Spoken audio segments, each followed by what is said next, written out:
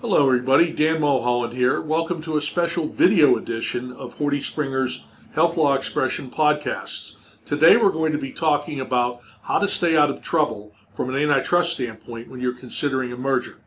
Now, the antitrust laws apply to everybody, and in particular, they are acutely applicable to any time two otherwise competing organizations get together and merge. Mergers aren't illegal as long as they don't substantially lessen competition. But there are a few principles that you need to observe whenever you're negotiating a merger and whenever you're considering a merger, because you can almost be assured that any affiliation between a health system and an independent hospital, or two independent hospitals, or for that matter, a large physician group in a healthcare system, will be scrutinized by regulators at both the state and the federal level. A lot of times it's the state attorney general who will be looking at this, but the Federal Trade Commission or the Department of Justice might too. So here's some basic tips to avoid something that's known as gun jumping. Gun jumping is a principle that's been applied by both federal and state agencies for a long time whenever two parties that are otherwise competing with one another are thinking about merging.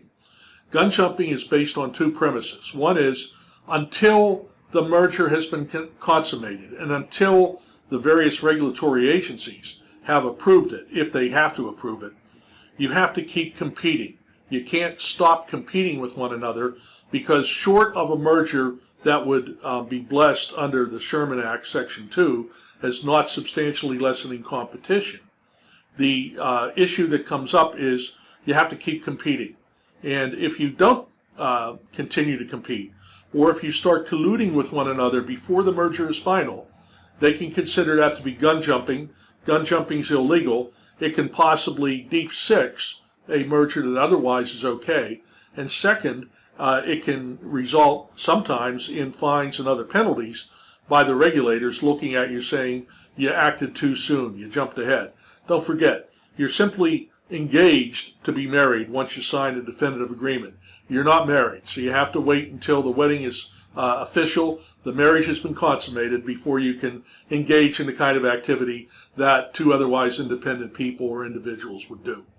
The second thing about gun jumping is that you can't start combining with one another or acting as if you're already merged and begin to share services, begin to have one party manage another, or engage in activities that would otherwise be only okay if you're merged. So those are the principles generally of gun jumping.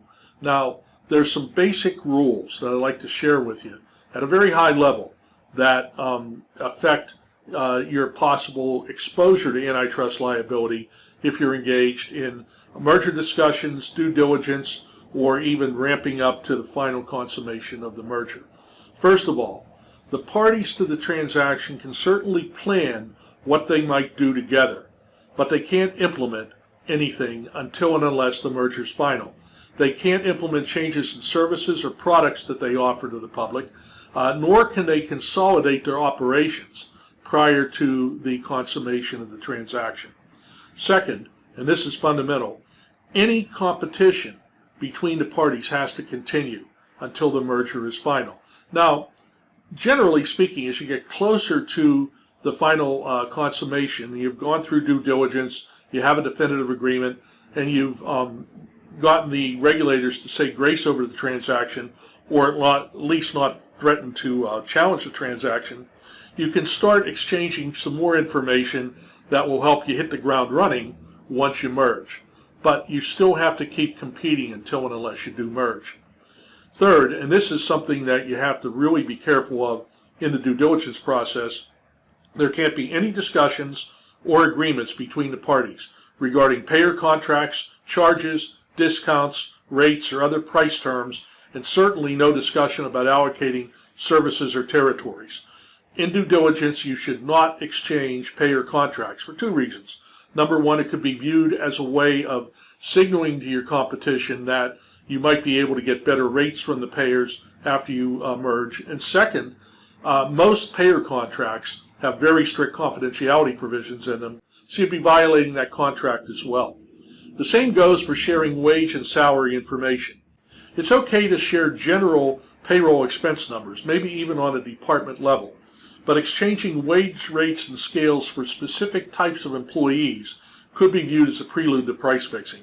So, for instance, if you're exchanging physician contracts during due diligence, you may want to redact the compensation provisions from those contracts so as not to signal what you're paying your doctors and let the other party have an advantage of that. Because don't forget, if you don't merge, it's not consummated.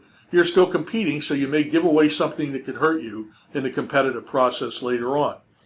Each party should continue to conduct its own business without any coordination with the other.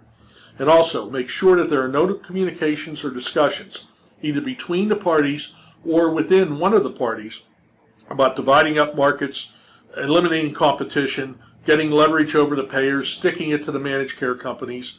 All that will do is get you in trouble. And this is especially true for emails and texts, because unfortunately, people oftentimes talk with their thumbs and don't think through what they're saying in those kind of communications. What you say can and will be used against you if the transaction's investigated or challenged by the government. On the other hand, it's okay and helpful to discuss how the transaction is going to help you meet the healthcare needs of the community, improve quality, and enhance efficiency. Those are all positives from an antitrust standpoint. So hopefully this has been helpful to you. Obviously, any kind of antitrust discussion would be much more detailed than this, but I just wanted to touch the high points about what you have to avoid in order to stay out of trouble when you're thinking of a merger or consolidation. Thanks for listening, and hopefully you'll tune into some of our podcasts in the future. You can get them at www.40springer.com.